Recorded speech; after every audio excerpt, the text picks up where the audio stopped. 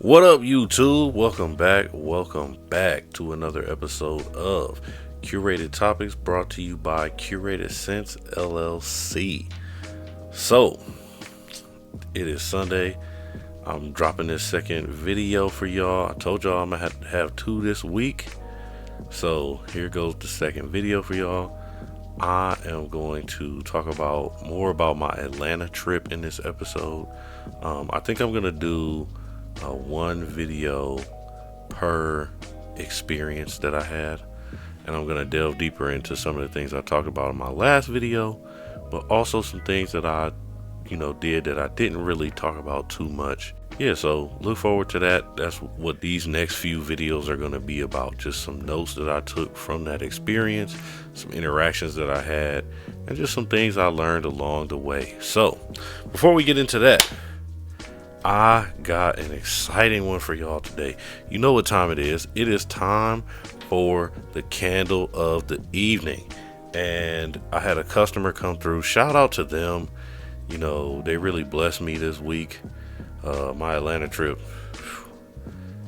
it was a little expensive, y'all. But they put in an order for one of the largest candles I've ever made. This is actually a 1.75 liter bottle. I mean, this thing is huge. I'm gonna have to pause. First of all, that was crazy, but this thing is huge, and I am going to have to hold it up with two hands, because I could hold it with one, but I don't want to drop it and mess it up. So without further ado, boom. This thing bigger than my head. Pause. This thing is huge. We got the Don Julio bottle, the 1.75 liter bottle, and said I was gonna hold it with two hands. But what scent we got in here today? Let me smell it. Let me go. It smells so good. It smells so good. I can't wait. So this is a familiar scent to y'all. I've talked about this scent a couple of times on the show. This is the Vampire Blood. So they wanted the Vampire Blood because they really liked the fruity smell of it in this bottle. Let's see if I can get it closer. But yeah, so that's the Don Julio bottle. They wanted the Vampire Blood. So if you haven't seen this before, the Vampire Blood is a perfume scent. This scent is mysterious and intriguing, with elegance, allure, and depth. A lot of people don't expect the Vampire Blood to actually be fruity, but it has a lot of fruity notes to it.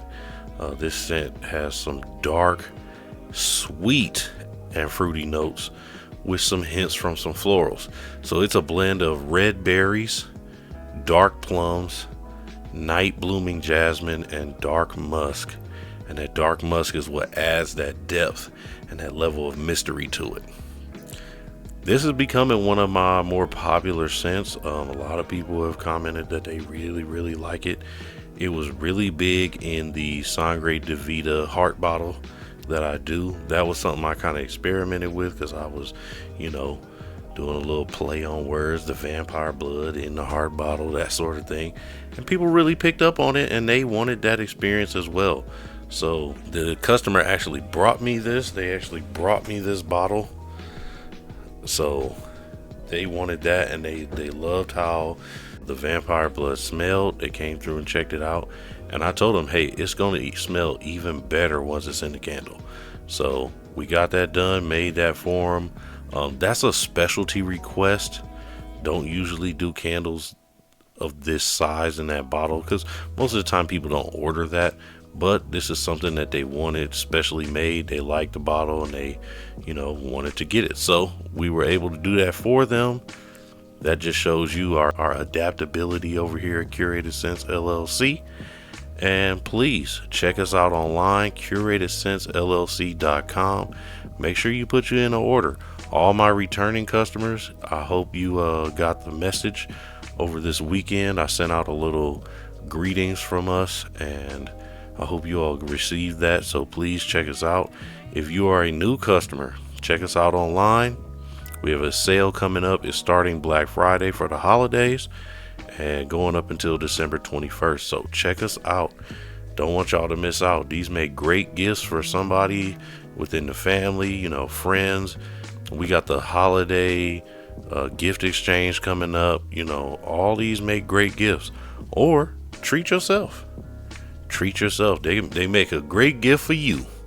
You know what I'm saying? So check us out, CuratedSenseLLC.com. Let's get started with the show. All right. So let's get on to the sports. We're going to talk about the Browns today. The Browns are playing the Baltimore Ravens right now, actually, as I'm doing this video. The defense is playing amazing for us. They are playing really well. Shout out to Myles Garrett. Myles Garrett has set an NFL record that we did not think was going to be broken for much longer. He just recorded NFL history with his 6th consecutive year of over 10 plus sacks. It might be 6th consecutive year of over 12 plus sacks, but one of the only players to do that with double-digit sacks in so many consecutive years. He passed the great Lawrence Taylor, who had 5 consecutive seasons. I want to give a straight clap for Myles Garrett. Great job, sir. You are doing well out there. Keep on going. I'm so glad you still play for our team, even though we're trash. I'm sorry that our offense is so bad, but you are doing a heck of a job out there setting history. Now, what else happened in this game? Our defense got a pick 6 in this game as well. That helped us to get the lead up against the Ravens. I think right now it's actually tied, but without those 6 points, we would be losing. So shout out to whoever made that interception. Great job for us. Now, moving on to this offense. Our offense just cannot score. We just cannot score. We are unable to move the ball. I don't know what's going on, but everybody keeps saying that, oh, Kevin Stefanski is an offensive guru. I ain't seen him score over 20 points in a game. I don't think ever, to be honest. With him at the offensive helm, he has not scored the ball at all. We keep kicking field goal after field goal after field goal, after punt, after turning the ball over, after all that, and we are not scoring the football. And that's part of the problem.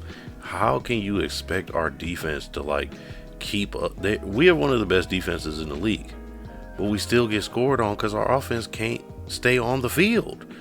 You wear these guys down, and then you expect what? It is so hard for them, and they're not the ones playing offense.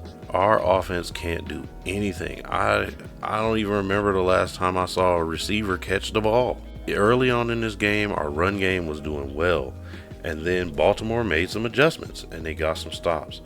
We need to be able to throw the ball to our receivers and mix it up a little bit. And I can't put all of the issues on Dillon Gabriel, right? This is a coaching thing, because before Gabriel even got there, we were struggling. I feel bad for Gabriel because he got thrown to the Wolves.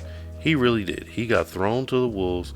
We traded away Joe Flacco to a team in our division who had better weapons than we did. I still don't understand that move. And then we throw Gabriel out there like he's supposed to be the savior. It's a team game. And the issue was our receivers were not catching the ball like that. We're doing short pass after short pass after short pass. Well, if a team knows all you can do is throw screens and short passes, they're not going to allow us to score. They're going to get hip to what it is that we're doing. We have to be able to switch this thing up. Even the announcer said, it would help if we at least saw them throw the ball down the field. You're not even throwing the ball down the field. So there's no sort of threat for the defense. The defense is like, okay, well, we know they're going to run the ball. Okay, well, we know they're going to do a short pass with the ball. That's all they got. You have to be able to mix it up. And this is it's sad to watch at this point. It's sad to watch at this point. I talked to one of my homies, my homie G. My homie G sent me a meme where it was these guys and they were talking about how they can name 45 quarterbacks better than Dillon Gabriel. And they had the nerve to put some of the backups in there who ain't been having a good year. And I'm like, I low-key feel bad for him because it's not his fault. It's not his fault. He is a rookie. He came in, trying to learn the system and all of that. And then we had 5-6 weeks of no production from our offense with Flacco under the helm. And he just gets thrown out there because we traded away Flacco. That's not his fault. That's not his fault. And he is catching a lot of hell right now simply because he's in a broken system. He's in a broken system. And what proves it is the fact that as soon as we traded Flacco away, Flacco's going to have historic numbers playing with the Bengals because he actually has weapons to throw to. We don't ever build a team. We get these one or two or three guys, and then we expect them to take the place of all 11 men on the field. Impossible. I feel bad because, I don't want this to happen with any of our players for real. I want to see them all thrive. But it's just like, what do you expect this guy to do? Now, I have my reservations about him because, he's a shorter quarterback. I don't think that works in our division. But at the same time, I'm like, but the dude's a rookie. It's like, how do you expect him to just hop in? And it's not like he had the whole year. You know what I mean? He went into preseason like, okay, I'm going to be QB2 or QB3. I'm going to take this opportunity to learn. And then the next thing he knows, they're like, oh, we traded away Flacco. You're in now. Oh, great. Against all these other good defenses and things like that. I'm not with it. Now, he had to go and sit down during halftime, and we finally brought Shedeur Sanders in the game, but he had to go sit because of concussion protocol. This is what I'm talking about. You throw a guy out there to the Wolves, and now he's injured. And it's going to lower, let's say he doesn't stay with the Browns. It's going to lower his stock for going to another team because you just made him look horrible. He might actually be a decent quarterback, but you didn't make him look good within the system. I'm going to shoot over to Baker Mayfield before I talk about Shedeur real quick. Baker Mayfield in this system. Now, the first couple of years he did pretty well, but then at the next couple, it was like watching paint dry. It sucked. And when he got up out of the Brown system and got to a different system, he thrived. Now that he's with the Buccaneers, Baker Mayfield was being talked about as like an MVP candidate this year before they succumbed to injuries. He was being talked out as an MVP candidate just by switching systems. So that tells me our system is garbage. Our system is not good. Get rid of Stefanski. If somebody in the Browns is get rid of him. Hell, Stefanski, if you listening, quit. You should resign off principle. Hey, I'm not performing here. I don't deserve this. I know that's harsh for me to say, but it is the truth. Nothing you have done has worked. Now onto the Shedeur Sanders piece. We finally got Shedeur Sanders in the game. And what is it? It's another thrown to the Wolves situation. Here you come in at halftime. We got a 6-point lead, 3 to 6 point lead, and come in, keep the lead. And at this point, hold on, let me look. Oh, it's 22-16. The Ravens are winning. Oh, so you expect him to win the game in the last couple minutes. Oh, great. Joy. Put all that pressure on him. And then what happens if we don't win? What is it looked at now? Is it looked at as a Shedeur? Oh, it's a Shedeur failure? No, it's not his fault that he got thrown in this broken system and can't do anything.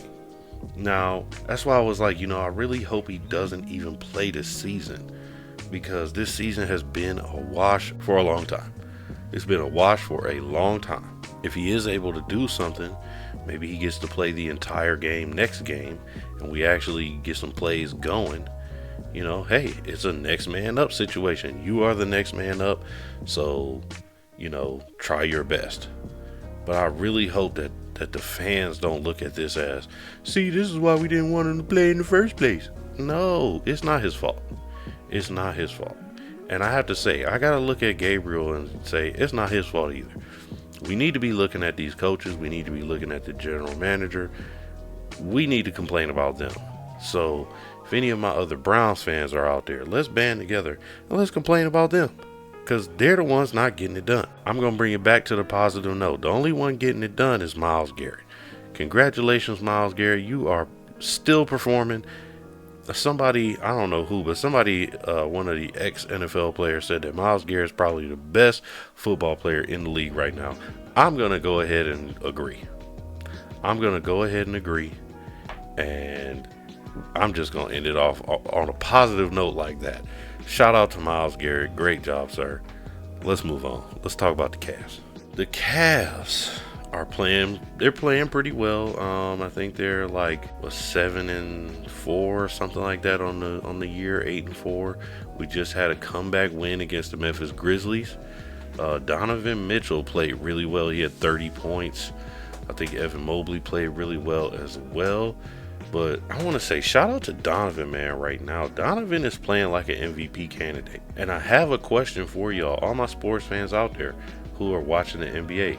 Do you think he's the best shooting guard in the NBA right now? Serious question. Do you think he is the best shooting guard in the NBA right now? I can't really name any shooting guards who are performing better than Donovan Mitchell right now. Now, I do have a couple of reservations. I think that we should be running more plays when Donovan is on the floor. We run it through him a lot, and sometimes the ball seems to stick in his hands. But at the same time, when you're making plays and when you're scoring the basketball the way he is, I can't really complain. I want to see just a little bit more movement though, but he is playing exceptionally well. He is playing exceptionally well right now, especially with Darius Garland being on the bench. He re-injured his foot recently. I want to say in the Miami game, the first Miami game. And that just sucks to see because I know he's been waiting to get back out onto the court. And he actually had been performing well once he got back out there. So I really, really hope that he's all right. I hope he can come back soon, get everything situated, get back to 100%, and let's hit the ground running. Because with him in our lineup, that is when we are most dangerous. That is when we are our most dangerous. So I really want to see him come back. But Donovan Mitchell is carrying the team. He is carrying that load. Pause.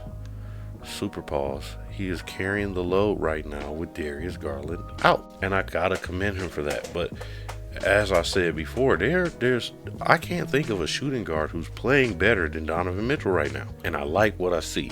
So keep it up, sir. But for the team itself, let's get a little bit more ball movement going, things like that. I'd like to see the team utilize Jarrett Allen a bit more as well. He's been playing some limited minutes lately, kind of weird. I'm wondering, is it because he wants to play all 82 games? You know, he kind of makes it his mission to try and play every game, or at least be on the court for every game. I commend him for that, because that's not really a thing that is, popular around the league anymore. A lot of guys like to get rest sometimes, but I want to see him be utilized more. I think that there are some mismatches that we could take advantage of where he is concerned. There's a lot of centers who he can guard, and then there's a lot of centers who just, the style of basketball that he plays with a lot of energy, a lot of grit, grind, and hustle, but you can't really just plan for him, you know what I mean? So he could have those breakout games where he has 20, 25 points. Point being, when we played Miami in our second game against them, we sat 3 of our starters. I want to say it was Mobley, Donovan, and somebody else, but they all sat, and Jarrett Allen had 30 points. 30 points and like 10 rebounds against Miami. And we were able to get the win in that game. So that just goes to show, utilizing him can really be a turning point for us and push us forward. So I'd like to see us, utilize him a little bit more. I want to see him and Mobley play more together as well. They have a good chemistry, especially when one of them is slashing to the basket and the other has the ball. I want to see that more. They're kind of got the Twin Tower effect out there where, they're both exceptional on defense. So I want to see them get out there together. I think Jarrett Allen takes some of the pressure off of Evan Mobley and they can get the job done. So those are just some of the things I'd like to see. Otherwise, the Cavs are doing well, much better than the Browns. Y'all keep up the good work. And I also want to shout out Sam Merrill. Sam Merrill, I nicknamed you Scrappy Doo. You are really playing like him. Now, if you don't like Scrappy Doo, I disagree with you. I really like Scrappy Doo. The thing about Scrappy Doo, he is always up for a fight, even though he's one of the smaller people around. And that's what I say about Sam Merrill. You know, they used to try and pick on Sam Merrill because of his lack of defense. And this year, and last year especially, but it's carried over into this year, he is not letting people just bully him. Now, you know, you might be better than he is in terms of your scoring and his defense, but he's not just letting you single him out. He's not letting you bully him. And I like that. I like that style of play. So keep it up, Scrappy Doo. Keep going hard in the paint, pause, taking those charges, you know, active hands, all of that. Keep that up. Also, I want to say this about Sam Merrill. You know, he started off one way, just a 3 guy. And as his career has gone by, I've actually seen him shoot some layups. I've actually seen him dribble the ball. I've actually seen him play better defense. So that leads into the point of my motivational point for today. Just because you start off somewhere does not mean that that's where you're going to finish. That does not mean that that's the end of the journey. Just because you started out one way doesn't mean you can't grow and end up in a whole nother way with more skills. So, with that being said, let's go on into the motivational piece. All right. So, with the motivational piece, and I'm going to tie this in by talking about my experience in Atlanta at the Power of Networking experience. The topic for today is where you start out does not determine where you will finish. The main topic that I'm going to, or the main story that I'm going to use for this topic is our huddle up with Dr. Frazier. Now, I talked about this in my last video. Dr. Frazier had us huddle up in a room before he went out on stage to speak. And it was maybe about 6 of us. It was me, 5 other brothers, and we all huddled around him as he spoke. And he told us a story that he tells quite often, but it was about his start in his professional career. Now, he told the story and he intentionally left us off at the beginning. So I'll tell you all the story. Dr. Frazier grew up in New York. He was a foster child. And when he got his first job was working at LaGuardia Airport, cleaning up the bathroom. That was his job.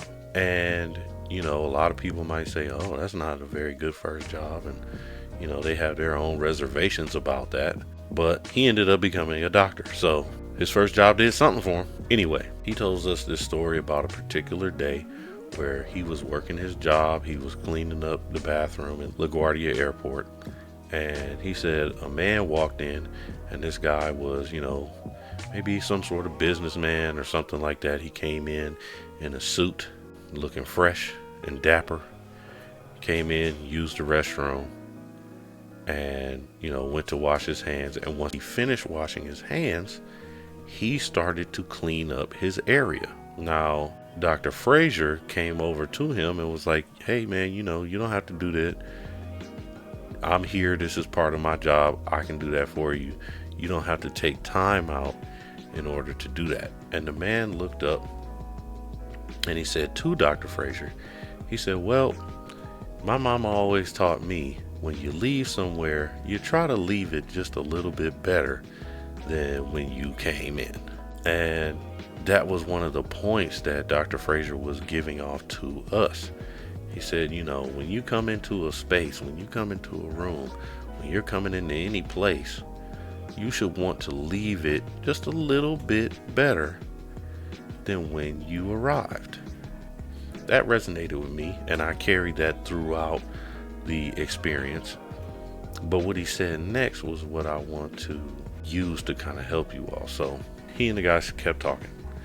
The guy brought up the fact that he was like, you know, I've never heard anybody, you know, whistle while they clean the bathroom. I've seen people clean the bathroom before. I've witnessed that, but I've never heard anybody whistle. And I guess Dr. Frazier was whistling a little tune, you know, as we all do. Sometimes we work and we, you know, we gotta little something in our head, so we hum or we whistle, something like that. And for Dr. Frazier, he said, well, I know that I'm in this position right now, but I come to work every day, happy that I have a job. And number two, I know this isn't where I am going to end my journey. Therefore, it's easy for me to be here. I'm happier being here because I know this isn't the last stop for me. And I whistle just as something positive to help keep me going throughout the day. That really resonated with me. Oftentimes we have jobs, we have things that we're trying to do. We have positions that are not ideal for us. And sometimes it's easy to feel stuck, or it's easy to feel uncertain about what's going to come next. Doing something positive like that can keep you in that sort of mindset of, I'm not going to get stuck. I'm not going to get too comfortable here. And I'm going to push forward and grow. Dr. Frazier intentionally ended the story off there. And he said, after I told him that, well, you see what the rest is. He told us about how if you go to LaGuardia Airport right now, you will see a plaque for him as being one of the best workers there. He kept that positive attitude and he let it shine through his work, but he knew that's not where he was going to remain. That wasn't going to become his only story. He knew that the journey goes farther than that. It's a lot easier to stay positive when you know the journey doesn't stop here. So what's the lessons from this story? The lessons are, everybody starts somewhere. It's not always ideal. It's not always where you want to be. It's not always where you want to start off. But guess what? That keeps you humble. And not only does it keep you humble, it keeps you ambitious. When you start off low on the totem pole, if you want to move up, you got to have that ambition and that drive to move up. You have to want to grow in order to. You have to want to see change in your life in order to be the change in your life so that your life will change. Those are all the things that, come from this. Everybody starts somewhere. You don't start at the top. I have never met a single person who started at the top. Even if it was handed to them, they didn't start there. So you have to remember, everybody starts somewhere, and your start is not always going to be ideal. What's the next point? The next point is, sometimes where you start, that situation that you are in, that's the place you need to be in order to build yourself up for where you want to be.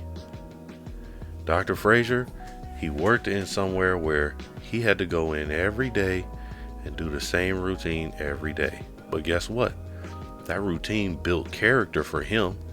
One, because it was his first job. So he didn't have that routine experience yet. He didn't have that character built up yet. But by doing that job, by going there and making sure he did everything in his power to do the job right on a consistent basis, it built that character up for the rest of his journey, for the rest of his story. He's able to take that and do much greater things within his life because he used his experience to build himself up. He used his experience for growth. He didn't let his situation keep him down. That plus his positive mindset, he said, I am going to move forward with this. And while I'm here, I'm going to be the best damn worker I can be. That was something else he said to us in the circle. While I'm here, I'm going to be the best that there is. But that creates a mindset so that when he leaves and gets to the next situation, in the next situation, he says, while I'm here, I'm going to be the best there is. Then in the next situation, while I'm here, I'm going to be the best that there is. When you keep that mindset going, it shows up in the other aspects of your life. It shows up in the other chapters of your life. It shows up along the way in your journey. So what's the next point? The next point is the overarching point of the motivational piece. Where you begin is not where you finish. As long as you don't get too comfortable, where you begin is not where you finish. Don't allow yourself to get stuck. You have to know that where you are is only temporary as long as you decide that this is only temporary. You have to go in like, all right, I know I'm here right now, but this is only temporary. I'm going to make it through. And when you have that sort of attitude, you're always going to be able to grow. You're always going to be able to increase your value. When you use your situation for learning, for ways to build yourself up, you will increase your value. By remaining positive about your situation, you will increase your value. It will keep you from getting stuck. It will keep you from getting too low on what's going on. And then finally, the final point I want to make is you never know who will come along and notice your effort and work. And when they do notice your effort and work, that's going to add encouragement so that you know, hey, I'm doing a great job here. And that they let me know I'm doing a great job here. Now I can take that with me as I continue my journey. That encouragement is what you need and what you need to know to move forward. I'm going to give y'all an example from my own life. So this is an example from my life. I'll use two stories. I kind of talked about them before, but I'll use two stories. When I was walking in the hallway at the community college and the recruiter approached me, he said, I can tell by the way that you walk that you don't belong here. And that resonated with me. That's something I will never forget, because in my heart, I knew I didn't belong there either. I belonged in a full 4-year university where I could learn and grow and develop skills and add value to myself. Now, I'm not saying that I wasn't doing that at the community college. The community college was where I needed to be in order for me to start that journey. So that's the whole point. I'm using this as a comparison. I was in a situation in my life where I knew, okay, this isn't the end of the story. This isn't the end of my journey. And somebody else could see my aura. They could see my attitude. They could see just by how I was walking that I was built for more and that my journey needed more. My story needed more, and they put me on a path for me to then experience more. They helped put me on that path. I don't know this man's name. I barely remember what he looked like, but I remember our interaction like it happened yesterday. Just those words were encouraging enough for me to then take a risk in my own life, take a chance on myself, but also know, okay, I started off here, but this isn't the end. So I want you all to look for those sorts of things in your lives to help push you forward. I'm going to talk about another story. So this was maybe like my second exam in one of my bio classes. Second exam I ever took at the school, at the 4-year university I went to. I was one of the only people to get an A on the exam. And my professor sent me a personalized email saying, congratulations, you were one of the few to actually do well on this exam. I have noticed you in my class taking notes, paying attention, and things like that. And I want you to know that I see your effort and I congratulate you for doing a good job. That brought me to tears in my room. And I was glad that I was in my room by myself, because I was able to just have that moment without being embarrassed in front of my roommates. I went and I just sat in the corner and I just let it sink in, because it let me know you do belong here. You do belong in this situation. And that the journey that I went through wasn't all for nothing. And I needed to be in that situation so that I could be in this one. Where I started was not where I was finishing. And that right there helped solidify it for me and encourage me to keep going. Encourage me that what I was doing was correct. I was on the right path. I'm doing what I need to do. And I'm going to leave you all with that for this evening. I want you all to try to pick out those moments in your life where you're seeing, okay, I'm doing the right thing. I'm on the right path. And I know my situation is not, my current situation is not the end of my journey. So I'm going to leave you all with that. I hope somebody can relate to that. I really hope it helps somebody out there. And as I always say, we building each other up over here. That's men, that's women, that's everybody. I'm gonna move on to the music. So the music I want to talk about today, this is actually one of my favorite albums. I listen to this album all the way through, kind of on a regular basis. I let the songs kind of, die down as I haven't, so that I don't overplay them. But then every once in a while, I will come back to this album, especially if I'm in the gym, and I'll just play the whole album all the way through. I played the whole album the other day as I was making a bunch of candles, and I think I played it twice, and I was just in there having fun. And I love this album. The album is called Edgewood, and it is by Trouble and Mike Will Made It. Now, this album isn't the most lyrical and all of that. There's a lot of trap songs in there, and it might take a minute to understand some of what Trouble is saying because of his accent and vernacular. But this album is so good. Mike Will Made It did a great job on the beats. It actually kind of tells a little bit of a story, especially if you go and watch the short film that they did on YouTube. That was actually a really good short film. I enjoyed it, but I just really love this album. I picked 2 songs. I didn't pick 3, but it was very difficult picking out my top 3. Now I do know what my number 1 song is. My number 1 song is called Come Through, and it's by Trouble, Mike Will Made It, featuring The Weeknd. And I didn't see that pairing coming. I was like, The Weeknd's on here, okay. And that was actually the first song that I heard from this album, and it made me go listen to the whole rest of the album. And I'm so glad I did. I was so glad I found that song when I did. And look, y'all go check this album out. My number 2 song is called Knock It Down. I just love the beat in that song, and I love the chorus. And then number 3 is every other song on the album. Every other song on the album. I play this album from start to finish.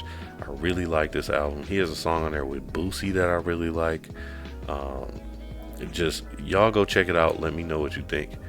Drop your thoughts down in the comments. Also, drop your thoughts on any other topics that we talked about tonight. I know a little bit got heavy towards the end, but that's okay.